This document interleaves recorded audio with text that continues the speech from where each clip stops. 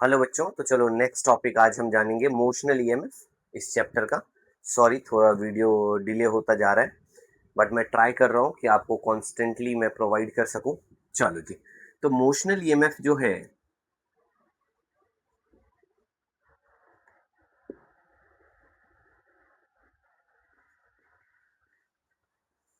हमें जानना है मोशनल ईएमएफ के बारे में, राइट। मोशनल ईएमएफ क्या होता है?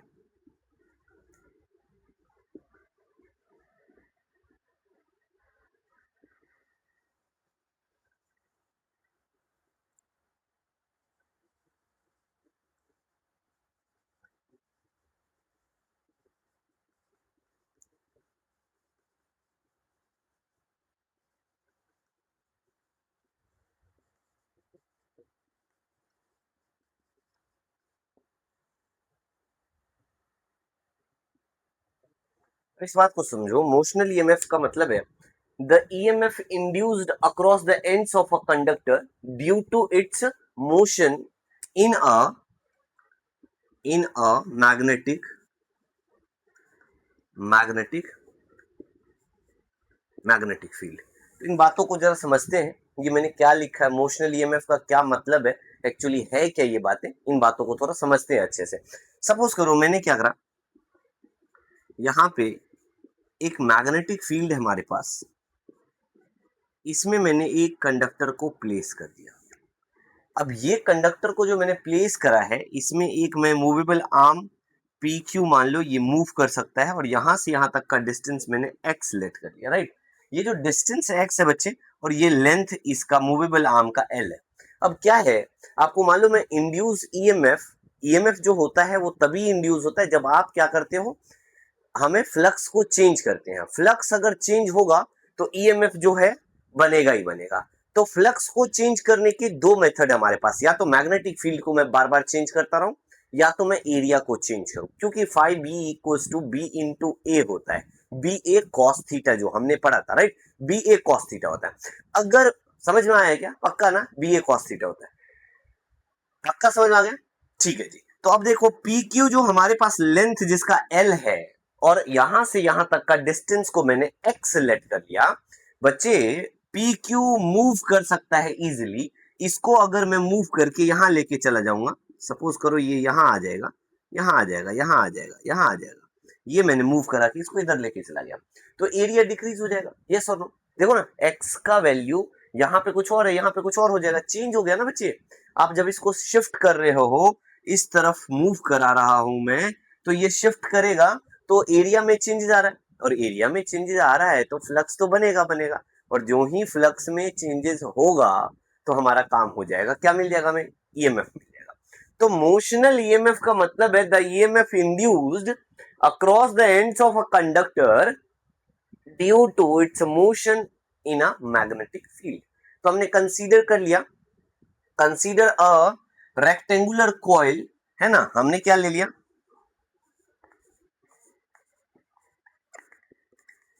Consider a rectangular coil of length L and length इसका एक्स ले लेके, लेंथ एक्स लेते, इसका ऐसा लिख लो, coil of dimension dimension X cross L. ठीक है, एक्स एल हो गया, कोई दिक्कत नहीं है, लेंथ और ब्रेथ हमने ये ले लिया। अब जरा समझना, P Q is movable, so the flux in magnetic field B is क्या हो जाएगा, देखो phi equals to B into A होगा, यस और नो? बी इंटू ए होगा। तो अब एक बात बताओ मुझे, बी और ए हमारा जो एरिया होगा, क्या उसको मैं ये लिख सकता हूँ लेंथ इंटू ब्रेथ? तो phi equals to B into में ए को एक्स इंटू एल लिख लेता हूं, कोई दिक्कत तो नहीं है। Since we know that area equals to x into L. इतनी बातें तो क्लियर है बच्चों, पक्का पक्का समझ में आ गया, कोई दिक्कत तो नहीं है। अच्छा एक बात बताओ, b का वैल्यू ये आ गया, अगर मैं डिफरेंशिएट कर लूं दोनों साइड, क्या कर लूं, डिफरेंशिएट कर लूं दोनों साइड, तो क्या मिलेगा, इतनी बात लिख लिया, इरेज करूं क्या, पक्का पक्का। चलो जी देखो जरा, अब मैं इरेज करता हूं और कहानी आगे का समझाता हूं आप लोगों को।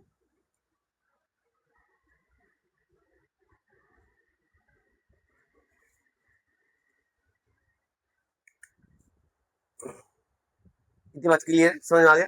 तो हमने फाई इक्वल्स टू जो यहाँ पे लिखा है वो लिखा था B X L, because area equals to X into L, है ना, रेक्टेंगुलर कॉइल है तो उसका एरिया यही तो होगा। अरे एरिया ऑफ दिस रेक्टेंगल क्या हो जाएगा, ये हमारा एक्स है, ये हमारा एल है, तो एरिया बराबर क्या होगा, एक्स इंटू एल। अब एक बार बताओ, हमें क्या करना है, differentiating both side with respect to T, तो D of B X L over D T ऐसा लिख सकता हूं। We know that the rate of change of flux with respect to time is EMF, EMF equals to B तो constant बाहर आ जाएगा, L भी कांस्टेंट है, ये लेंथ थोड़ी चेंज हो रहा है बच्चों, ये लेंथ तो फिक्स्ड रहेगा, मूवेबल आर्म है इसका, ये लेंथ फिक्स्ड है, चेंज क्या हो रहा है, ये जब इधर शिफ्ट करेगा अपने आप को तो देखो एक्स में चेंजेस आ गया, इसका मतलब है D X over D T. तो और we know that D X over D T जो होता है क्या होता है, वेलोसिटी होता है, हमें ये बात मालूम है। तो E M F equals to B L V, ये आपको ईएमएफ में या मोशनल ईएमएफ इतना ही होगा, क्लियर है। मोशनल ईएमएफ आ गया, पक्का पक्का कहानी समझ में आ गया, मोशनल ईएमएफ हमने जान लिया, इसको छापो पहले, जल्दी लिखो फिर आगे की कहानी करते हैं। अब जानते हैं सेल्फ इंडक्टेंस के बारे में बच्चों। सेल्फ इंडक्टेंस क्या होता है, हमें दो बातों को ध्यान में रखना है, एक सेल्फ इंडक्टेंस, एक म्यूचुअल इंडक्टेंस। तो सेल्फ इंडक्टेंस एक्चुअली में the phenomena of production of induced EMF in a coil due to change of current passes through it. ठीक है समझ में, मतलब कि अगर कोई करंट का पास हो रहा है, चेंज ऑफ करंट पास कर रहा है, तो उसकी वजह से मैग्नेटिक फील्ड में चेंज आएगा। आपको मालूम है जब भी करंट फ्लो करता है किसी भी कंडक्टर में और करंट का वैल्यू चेंज हो रहा है उसके अंदर, तो मैग्नेटिक फील्ड का भी वैल्यू चेंज होगा। आपको मालूम है ना, कंडक्टर में करंट चेंज होने से या करंट के फ्लो करने से मैग्नेटिक फील्ड बनता है, ये तो बात हम जानते ही जानते हैं। तो अब जो कहानी है इस बात को जरा हम सीरियसली समझते हैं। अगर आपको ये बात समझ में आ जाए तो बताओ मुझे। देखो, self inductance the phenomena of production of induced EMF in a coil when changing current passes through it. ठीक है, क्लियर हुआ। तो मैं लिख भी देता हूं सेल्फ इंडक्टेंस।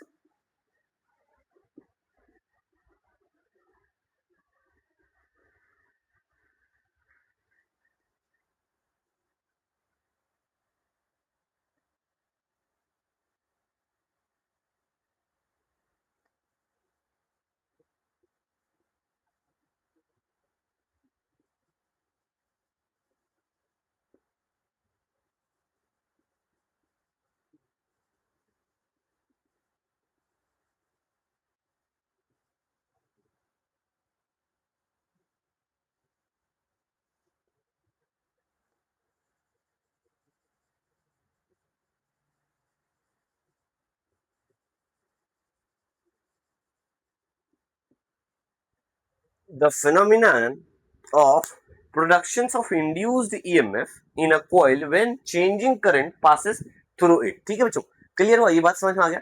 अब हम जानेंगे coefficient of self inductance. Coefficient of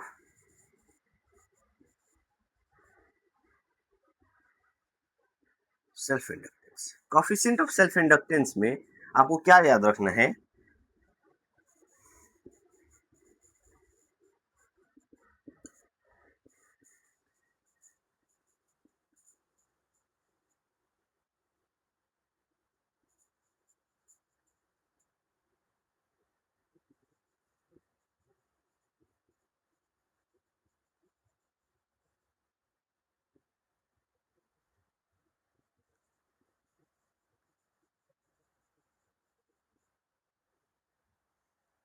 coefficient of self inductance में मैग्नेटिक फ्लक्स जो होता है ना इज डायरेक्टली प्रोपोर्शनल टू क्या होगा, करंट होगा।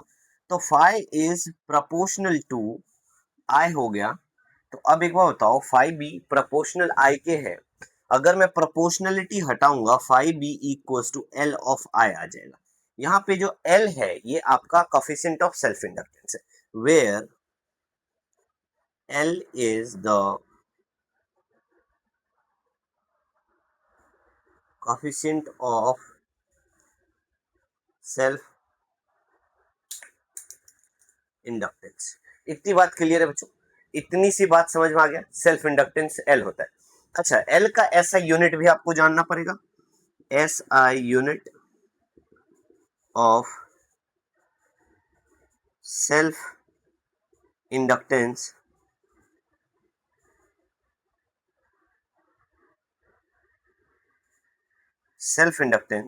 इज हेनरी होता है। ठीक है, एच से डिनोट करते हैं, हेनरी होता है। ऐसा यूनिट क्या होता है? हेनरी होता है। ये बातें लिख लो, लिख लिया, इरेज कर दूं क्या? पक्का पक्का, आगे कहानी अभी। इसमें और एक बात आपको जानना है, देखो अगर मैं इधर डिफरेंशिएट कर दूं दोनों साइड, इस इक्वेशन को अगर मैं डिफरेंशिएट कर रहा हूं, बच्चों ध्यान से समझना इस बात को, अगर मैं डिफरेंशिएट करूं, दिख रहा है यहां पे कर रहा हूं, अगर मैं फाई बी का डिफरेंशिएट कर दूं with respect to D T, तो डी एल तो कांस्टेंट है, बाहर आ जाएगा, डी आई अपॉन में डी टी आ गया। अच्छा, ये ईएमएफ होता है, EMF equals to L time of D I upon में डी टी। और देखो कितनी अच्छी बात है, EMF is always equal to self inductance time of change in current with respect to time. समझ में आया ना? इस बात को लिख लो, जल्दी छापो। क्लियर है? हो गया क्या? समझ में आ गया? आगे की कहानी देखते हैं। सेल्फ इंडक्टेंस आप लोगों को समझ में आ गया, कोफिशिएंट ऑफ सेल्फ इंडक्टेंस समझ में आ गया, सेल्फ इंडक्टेंस का एसआई यूनिट हेनरी होता है, समझ में आ गया। अब आगे की कहानी जो है बच्चों, इस बात को समझते हैं कि आगे क्या हमें पता करना है। हमें पता करना है एनर्जी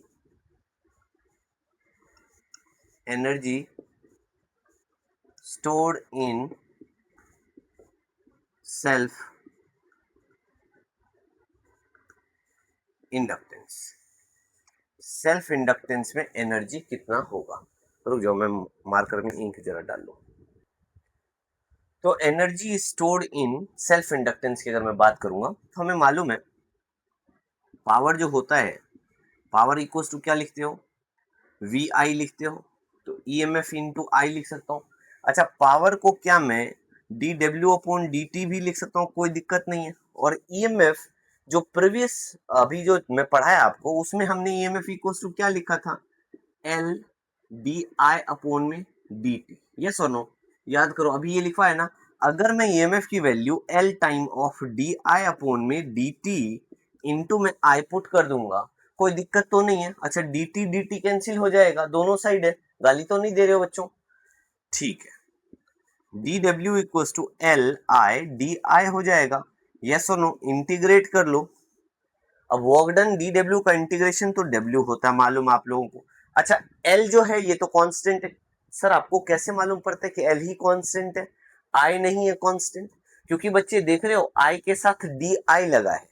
किसके रिस्पेक्ट में हम इंटीग्रेट कर रहे हैं? डी आई के रिस्पेक्ट में। तो डी आई एक वेरिएबल फंक्शन को रिप्रेजेंट करता है, तो आई जो हुआ ऑब्वियसली वेरिएबल टर्म है, तो एल जो है कांस्टेंट है, बाहर निकाल दिया मैंने। आई का पावर क्या है? 1 है। अब आपको मालूम है एक्स की पावर एन होता है, तो इंटीग्रेशन में एक्स की power N plus one upon में एन प्लस वन होता है, समझा रखा है मैंने। तो चलो जी देख लो, आई का पावर क्या हो जाएगा? 2/2 हो गया। तो work done should be equal to 1/2 L I का square. So the amount of work done is stored as potential energy। तो आपके पास क्या आ गया? U is a potential energy 1/2 Li²। ये चीज समझ में आया बच्चों? ये चीज समझ में आया? एनर्जी है तो ऑब्वियसली इसका ऐसा यूनिट क्या होगा? ऐसा यूनिट एनर्जी का क्या होगा? जूल होगा। और सेल्फ इंडक्टेंस का हेनरी होता है। क्या होता है? हेनरी। ठीक है, इस बात को याद रखेंगे। इतनी सी बातें क्लियर हो गया बच्चों। हमने energy stored in self inductance निकाल लिया, सेल्फ इंडक्टेंस क्या होता है इसको जान लिया, है ना? अभी इस पे एक और चीज जानेंगे, सोलेनोइड में सेल्फ इंडक्टेंस क्या होगा। सेल्फ इंडक्टेंस जो है हमें फॉर अ लॉन्ग सोलेनोइड निकालना है, उसको देखते हैं। इतनी बात क्लियर हो गया, पक्का पक्का, कोई दिक्कत तो नहीं है? दिक्कत है कमेंट किया करो, मैं आपको सॉल्यूशन प्रोवाइड कराऊंगा। कोई अगर इंपॉर्टेंट टॉपिक हो, कोई अगर वो हो रिवाइज में चाहिए आपको, फिर से बताने की कोशिश करूंगा। और बच्चों आप अच्छे से पढ़ाई करो, मेहनत अच्छा करो, अच्छा रंग लाओगे। नेक्स्ट टॉपिक देखते हैं बच्चों। नेक्स्ट टॉपिक क्या है, हमें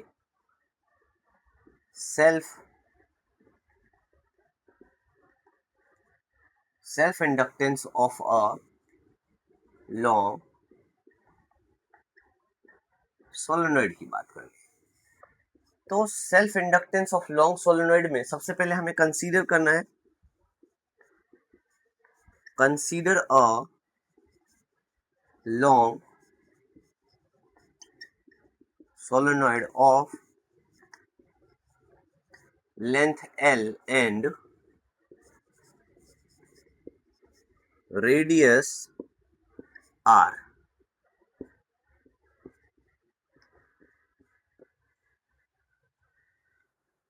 having n number of turns per unit length. If current I is flows through it, then the magnetic field solenoid inside it is B equals to mu naught n I. यही होगा magnetic field. Yes और no बच्चों, मैंने एक solenoid consider किया, एक solenoid हमारे पास obviously जिसका लेंथ L है और number of turns per unit length N है ना। अगर करंट उसमें फ्लो करेगा, अगर करंट I नाम का एक करंट है जो उसके अंदर फ्लो कर रहा है, तो B का जो वैल्यू आएगा वो म्यू नोट एन आई के इक्वल हो जाएगा, राइट। इतनी बात तो क्लियर है। अच्छा, B आ गया। अब पर यूनिट टर्न का अगर मैं बात करूंगा तो एक बात बताओ, एरिया कितना होगा, area of each turn pi R square. Yes सुनो, कोई दिक्कत तो नहीं है। अच्छा, फ्लक्स निकालना है, we have to calculate flux, magnetic flux must be equals to B dot A होता है। यस सुनो, तो फाई इक्वल्स टू बी का value mu naught N I लिखूंगा और एरिया क्या है, पाई आर का स्क्वायर है, कोई दिक्कत नहीं। फ्लक्स आ गया। अच्छा, ये एक हमारे पास ईच टर्न का आया है।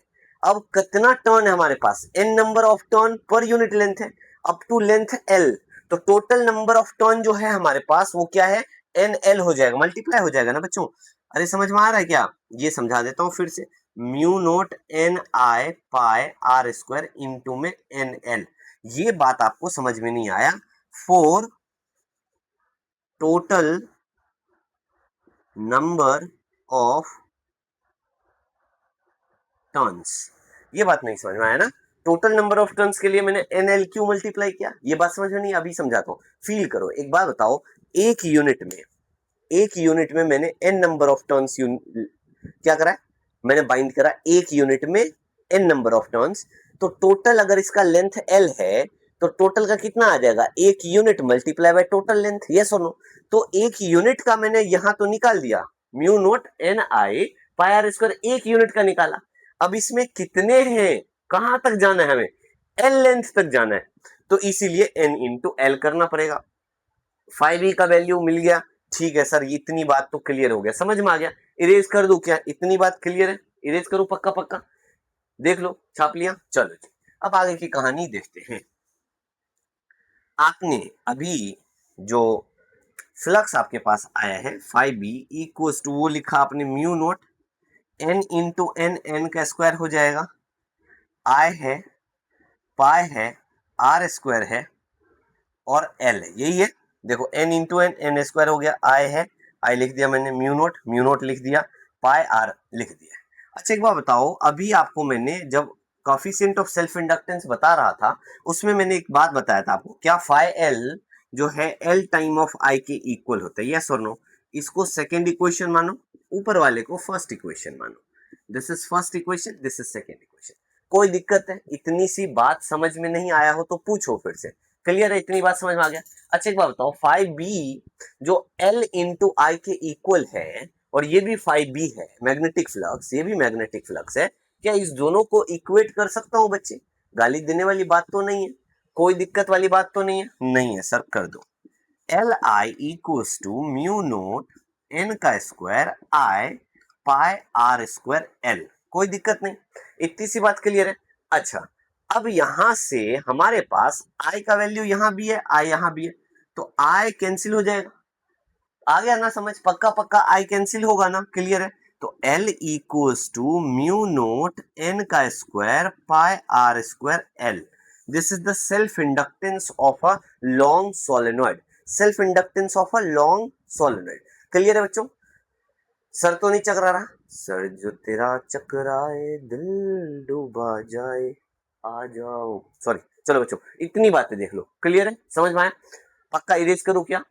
तो सेल्फ इंडक्टेंस आपने समझ लिया, सेल्फ इंडक्टेंस के अंदर एनर्जी कितना स्टोर होगा ये समझ लिया, कोफिशिएंट ऑफ सेल्फ इंडक्टेंस क्या होता है ये समझ लिया। अच्छा उसके अलावा हमने सेल्फ इंडक्टेंस एक लॉन्ग सोलेनॉइड में कितना होगा वो निकाल लिया, वो समझ लिया, है ना?